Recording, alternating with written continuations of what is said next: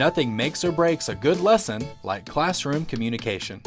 But finding time to address every classroom question and concern can seem like a daunting task, especially when students are young, shy, more excitable, and prone to interruption. Some of my students can be really engaged in the process of learning to the point that every few minutes they have a question or comment. That's great. I mean, that's the kind of engagement I want as a teacher. But in a class of 30 students, just 1 or 2 students like this could derail the whole lesson for everyone.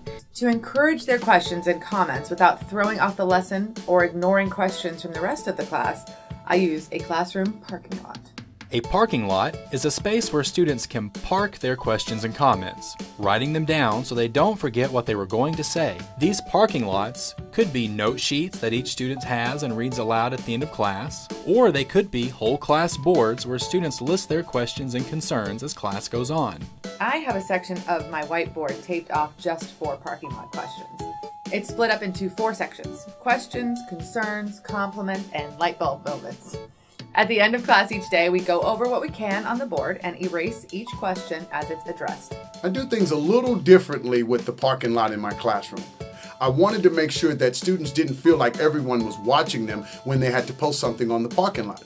So I kept a butcher paper at the back of the room for questions and comments. Students write down what they need on a sticky note at their desk and then attach it to the parking lot when they're done.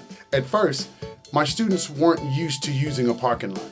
But once they got the hang of it, I saw some real changes in my classroom. I have a lot of shy, quiet students this year, kids who prefer to hide in the background. So I knew it was going to be a challenge to help them feel comfortable enough to open up in class. The parking lot has helped out a lot. After the first month, the quiet students were posting their questions maybe more frequently than the more outgoing classmates. And since they were getting their questions answered now, their grades and their confidence went up too. How have you used parking lot in your classroom? What other ways have you found to help your students organize their thoughts and ask questions? Share your ideas with us and other educators in the comments.